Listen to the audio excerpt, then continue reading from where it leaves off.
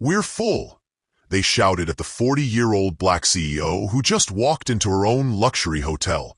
"Guests only." She didn't argue. Everything changed with one phone call. She only wanted a room key, a warm bed, and a night's rest before her board meeting. She wasn't asking for a grand welcome or red carpet treatment. Nothing went as expected when Leora Adams walked through the spinning glass doors of the Pinecrest Luxury Hotel in Portland, Oregon. Although she hadn't planned to attend in person, she entered with quiet confidence that demanded no attention. Her soft loafers made no sound. She wore simple fitted pants and a dusty blue silk blouse. No entourage, no assistant. Just a canvas bag over her shoulder. She looked like any visitor, or someone trying to be one. A young receptionist tapped her long nails on the keyboard while chewing her pen. She looked up with that smile people give when they're about to turn you away. "Checking in." Leora smiled politely. "Name?" "Leora Adams." The girl's fingers flew across the keys before stopping. She blinked, her lips tightening. "I don't see any reservation under that name." "That's fine. There's always a suite available for me." The girl's voice changed slightly. "Ma'am, we're completely full tonight. You need a confirmed reservation. Guests only." The room's atmosphere shifted, but Leora's smile stayed fixed. She looked past the girl to the gold plaque reading Pinecrest Luxury, an Adams property. Her name meant more than a reservation. It was on the building. "I am a guest," she said. "But more importantly, I own this hotel." The girl blinked again. She looked shocked, as if Leora had just claimed to be royalty. Then a doubtful smirk crossed her lips. "You own Pinecrest?" Leora nodded calmly. The girl leaned toward the desk phone. "I need to call my manager." "Go ahead." Two men in golf shirts glanced over from across the lobby. A man sitting near the fireplace turned his head. Leora felt that familiar weight of judgment. Someone's appearance didn't match expectations, and they thought they knew who was wrong. Soon, a thin man with a clipboard and crooked tie emerged from a side door. His badge read Assistant Manager, Ryan Parker. After giving Leora a quick glance, he started speaking with a fake smile. "Good evening. Having trouble with your reservation?" The receptionist said too loudly. "She says she owns the hotel." Ryan paused. Leora watched him calmly. "I'm not claiming anything. It's simply true. My name is Leora Adams. It's on all executive board memos and quarterly reports. I'm only here for tonight. There should be a suite reserved in the owner's block." Ryan adjusted his glasses. "Right, just give me a moment." He muttered something into his walkie-talkie as he turned away. Leora stood still. The air grew heavier, but she didn't flinch or raise her voice. Then security appeared, not physical or forceful, but making their presence known. One stood by the elevators, another by the coffee shop. Just in case, Leora's gaze remained steady. She didn't back down, but she felt it inside, that quiet fire building in her chest. They thought she didn't belong, and not just because they didn't recognize her. She could have pulled out her ID. She could have shown ownership documents, emails, pictures from the ribbon-cutting ceremony 6 years ago. Instead, she stepped back, took out her phone, and made one call. That's all she needed. She knew this was about more than just a room. It was about something much deeper, and she was determined to teach that lesson to everyone around her. Leora didn't pace. She didn't sigh, check the time, or start recording like others might. She waited quietly in the corner by the marble pillar, holding her phone. The call lasted just 26 seconds. She didn't need to say much. Just, "I've been denied access to my property," along with her name and location. "I need this handled immediately." Then she waited. The receptionist kept typing as if the screen might somehow change reality. Assistant Manager Ryan returned with a folder. He looked nervous, but tried a different tone when he saw Leora still standing there. "Ms. Adams," he emphasized her last name. "I believe there's been a misunderstanding. We just need to verify." Leora quietly interrupted. "Verify whatever you like. I'm not going anywhere." Ryan's eyes darted past her to the security guard. The staff was caught in a silent standoff, unsure whether to apologize or escalate. Neither felt safe. 3 women sat by the window, whispering behind their hands, and Leora noticed their looks. A young man pretended not to listen, his laptop half open. The doorman wasn't greeting anyone now. She saw the receptionist checking her phone under the desk, scrolling, searching, probably Googling her name, probably finding nothing expected. It would have been funny if it wasn't so familiar. It always happened the same way. They thought they knew what power looked like, what leadership sounded like, what an owner wore. And she didn't match their picture. Brown skin, textured hair in a neat puff, no designer handbag, no flashy jewelry. So they questioned it. The painful part wasn't the denial. It was that it no longer surprised her. She remembered another hotel lobby in Seattle years ago. She was 28, newly appointed vice president, wearing a suit 2 sizes too big and shoes that gave her blisters because that's all she could afford. Security followed her the moment she walked in. They only backed off when the CFO personally came down to meet her. That day was still fresh in her mind. 20 years later, she was still proving who she was at a building where her name was on the paperwork. With a quiet sigh, she looked around the room. No apology yet. No correction yet. Just people trying not to stare too hard and the clock ticking. Then the elevator dinged.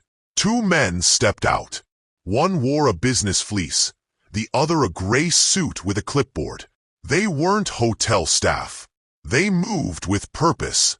Leora immediately recognized District Manager Marcus Washington and Regional Vice President Greg Taylor. Real panic now flashed on their faces. Greg hurried over, giving Ryan a quick nod without stopping. "Ms. Adams, we deeply apologize. I just received the call." Marcus followed, breathless. "We're addressing these issues right now." Ryan opened his mouth to speak, but Greg silenced him with a look. The receptionist's eyes widened, and she froze. Suddenly, she recognized Leora. Her face paled as she took a small step back. Marcus checked his tablet. "Suite 1202 has been cleared. Your driver is being rerouted to take you wherever you need in the morning. Your usual espresso order and fruit platter will be ready." Leora smiled slightly. "Thank you." She continued watching, though. Now that they knew who she was, she wanted to see how they'd react. If their tone would change, their posture would shift. She wanted to see how power worked when it finally entered the room. Because being mistreated by someone who doesn't know your name is one thing. But when they do know, and choose to do it anyway, that's something else entirely. Marcus's voice was sharp, but low as he pulled Ryan aside. Greg was already on the phone, discussing service failures and HR protocols in short bursts. The stress that had been aimed at Leora was now bouncing around among the staff like a pinball of panic. Leora didn't gloat. She didn't lift her chin in triumph or cross her arms. She just put her phone away and walked back to the front desk with slow, quiet steps. "I'll take the suite on the 12th floor," she said in an even voice. "The setup is the same as always. Send someone up to make sure it's clean, please." The receptionist started to speak, but couldn't find the words. Leora didn't wait for her to try. She looked across at Greg. "Have you checked me in?" With a flick of his clipboard, Greg answered. "Just completed. You'll have 2 key cards and an incident report waiting at the elevator." "Fine. And the rest?" He nodded. "A property-wide alert has been sent out. The corporate audit team is standing by. Disciplinary action begins tonight, and all current staff will complete refresher training on guest protocol. Leora noticed the receptionist now anxiously biting the inside of her cheek. The rhythm of her fingernails tapping the desk had changed. No longer dismissive, now nervous. "You'll speak with her," Leora stated simply. Greg cleared his throat. "Yes, ma'am. Privately with HR present." Leora held up one hand as Marcus seemed about to continue. "I'll speak with her too. Not now. When I've had some rest." She accepted the key cards with a single nod and walked to the elevator. People turned. Some whispered. Others watched in silence. But no one spoke to her directly. The elevator doors opened. As they closed behind her, Leora could still see Ryan standing stiffly near the front desk, visibly sweating. Her 12th floor suite smelled faintly of eucalyptus and lemon. Espresso pods were neatly stacked beside the machine. The fruit platter waited. A handwritten card with her initials sat on the table, obviously rushed. She moved slowly through the room, as if checking it for cleanliness, attitude, purpose. Evidence that someone still cared about the experience she had built with her own hands. Because this hotel was more than a business. It was her story. She remembered at age 33 pitching to a bank in Chicago that didn't believe she could succeed. They imposed harsh loan terms, barely listened, and practically dared her to succeed. She did. And yet here she was, 20 years later, still having to prove it while standing in one of her famous penthouse suites. Her cell phone pinged. A message from her assistant. "Everything in motion. Let me know if you need a media statement." Leora paused. One tweet would make this public. One interview would create headlines.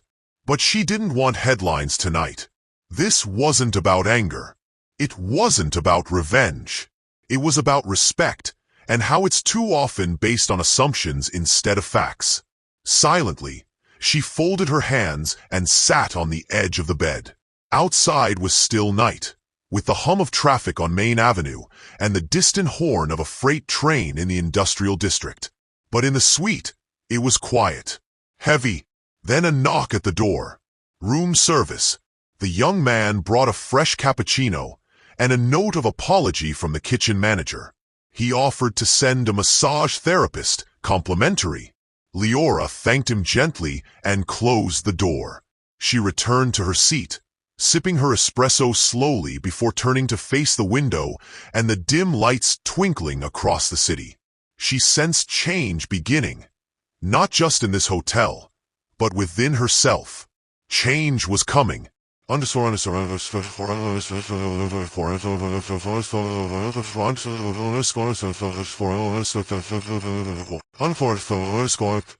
precisely 6:30 a.m., Leora Adams stepped out of the elevator as CEO, not visitor.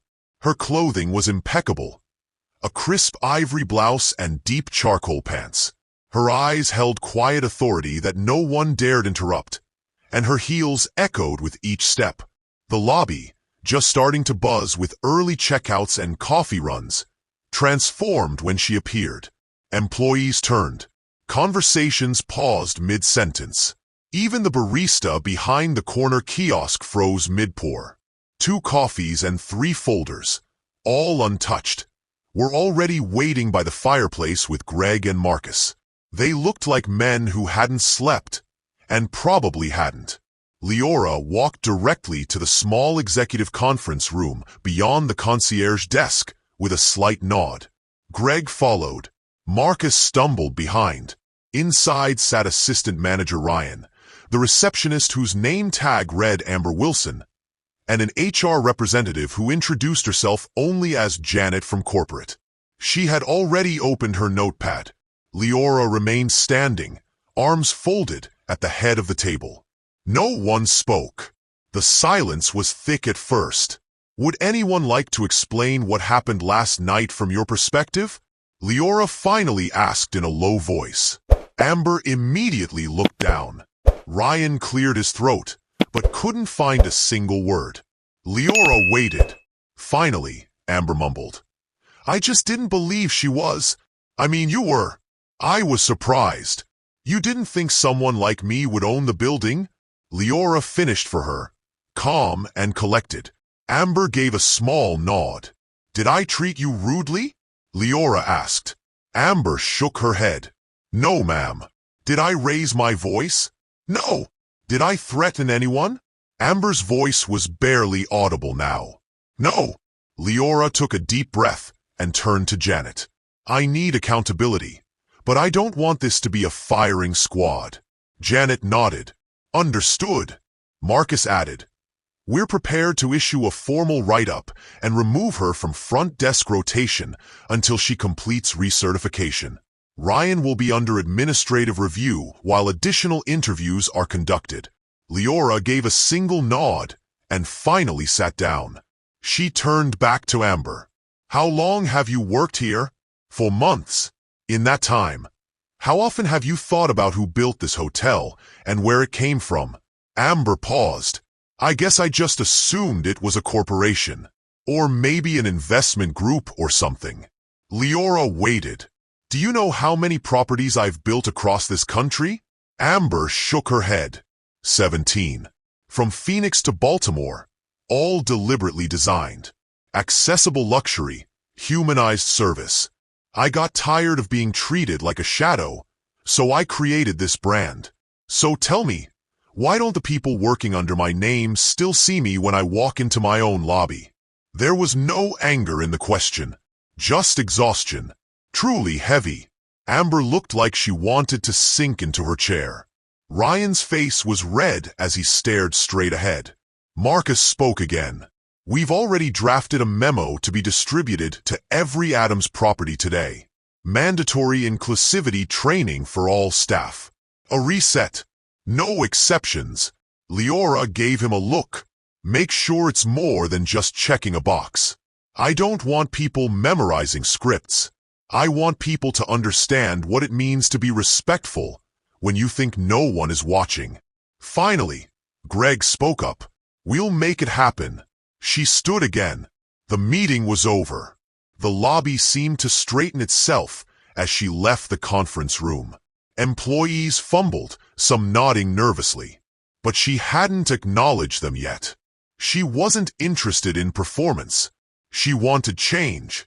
But there was one more conversation she needed to have before leaving the hotel. And it had nothing to do with policy. Leora waited until the morning rush had died down. Not for dramatic effect, but so no one could hide behind distractions. She gave it time. No ringing phones.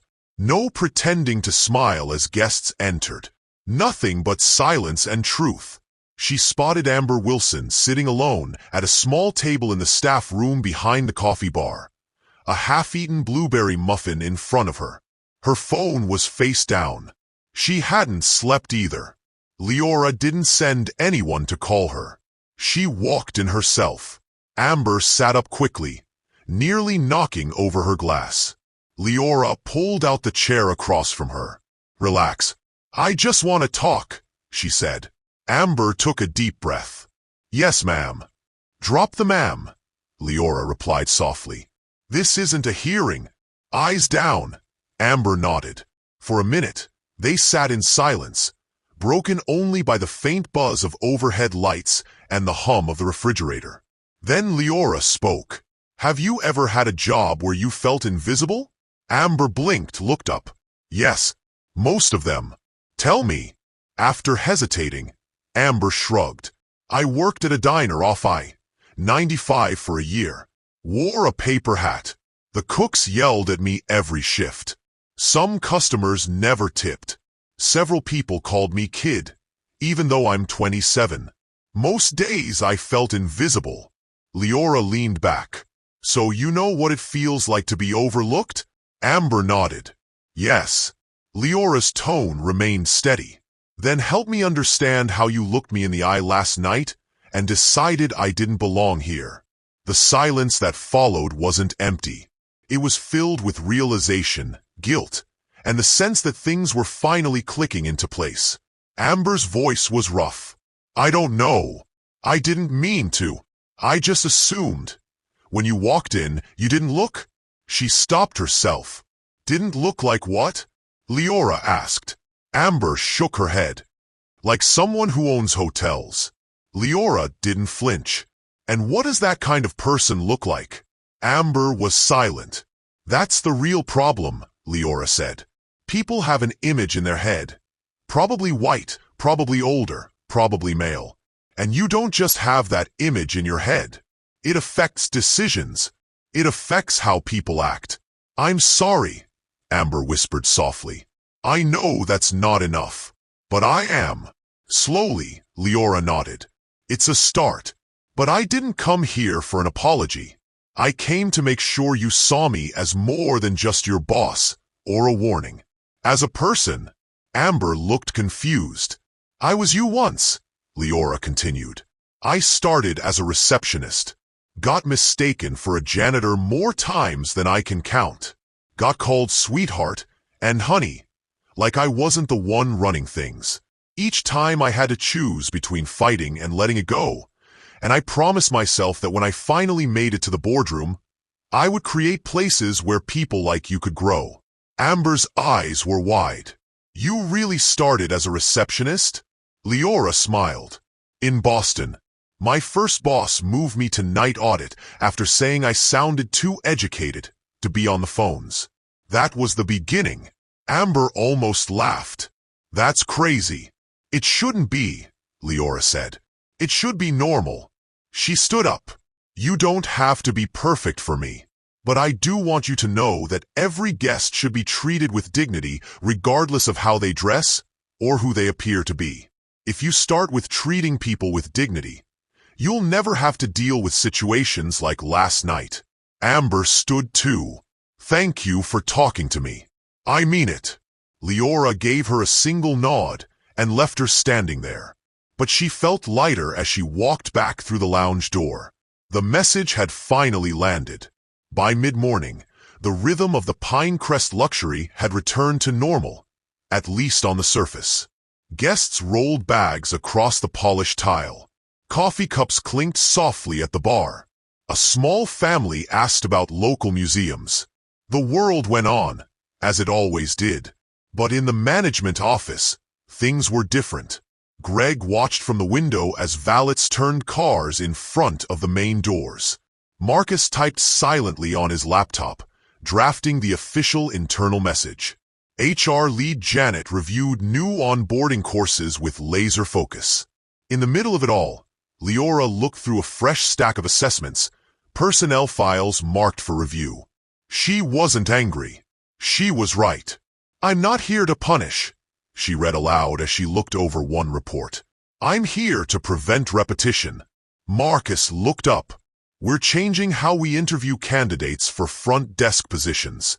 We're now testing not just for skills but for empathy. Testing for bias patterns is crucial. Good, said Leora. She tapped her pen on the desk. Also, add me to the rotation. I'll start quietly showing up at random properties next quarter. Like I did here. Greg's eyebrows rose. You want to be what, a mystery guest? Not a mystery, she acknowledged. Just a name. Until I'm not. Marcus smiled slightly. That's going to make a lot of people nervous.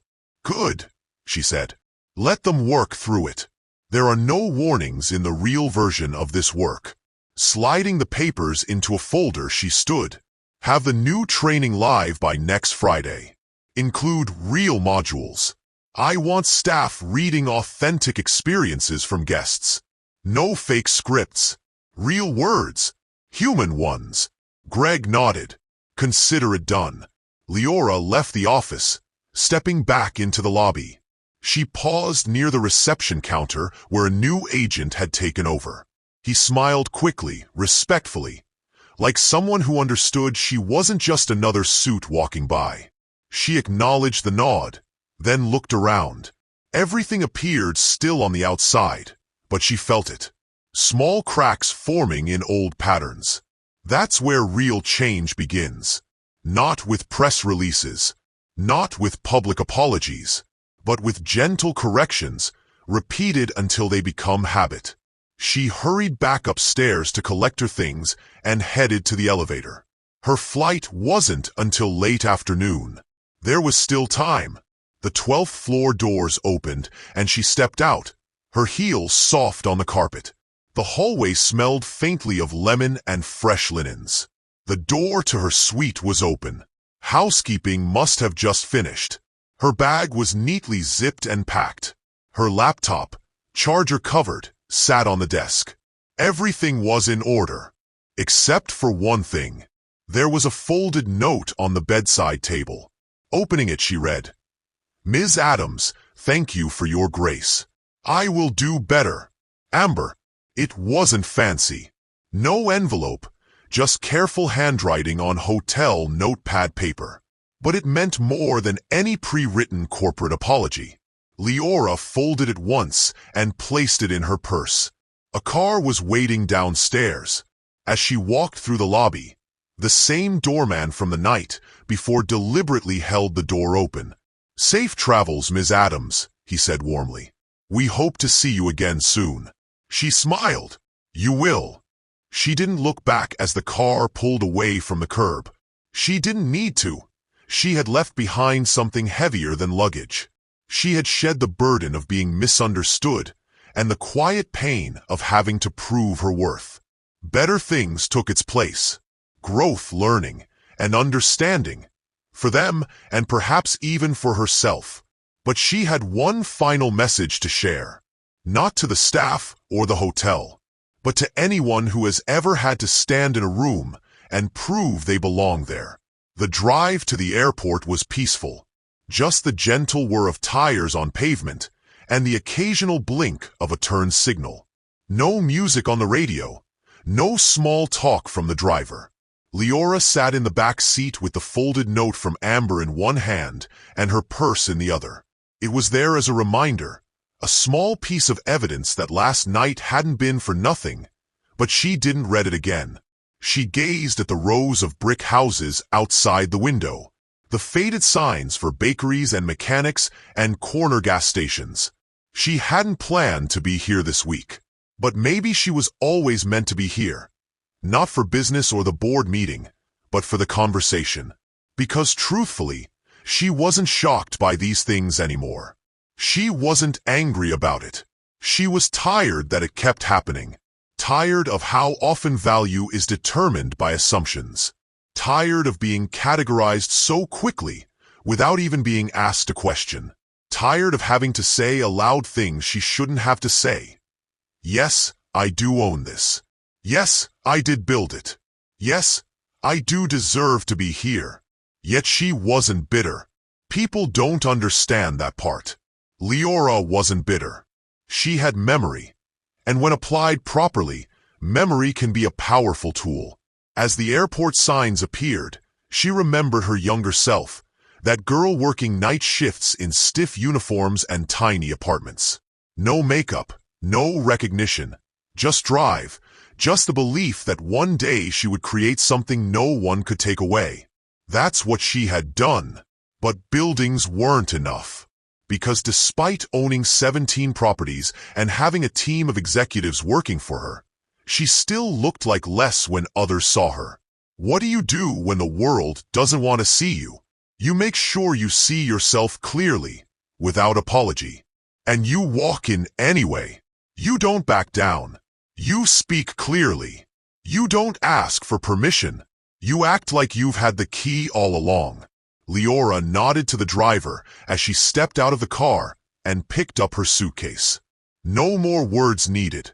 Inside the terminal, people rushed around her with their roller bags and coffee cups. TSA announcements echoed from ceiling speakers. She moved quietly through the stream of strangers, almost invisible again, but something settled in her chest. She had turned a humiliating moment into a mirror, so everyone at the hotel could finally see themselves. And mirrors are honest. They show who you really are. She believed it would help Amber grow. Ryan would learn. She hoped. She prayed Greg and Marcus would keep all the promises made in that office. But if they didn't, she would still exist. She always had. because her dignity wasn't given by anyone else. She'd never surrendered it. Leora had one final thing to say to everyone watching, to everyone who had ever been ignored, questioned, or treated like they didn't matter. You don't have to shout to be heard. You just need to know who you are and always move accordingly. Let them be uncomfortable. Give them time to learn. Let them wonder how they missed seeing you. And when they do see you, make sure they remember,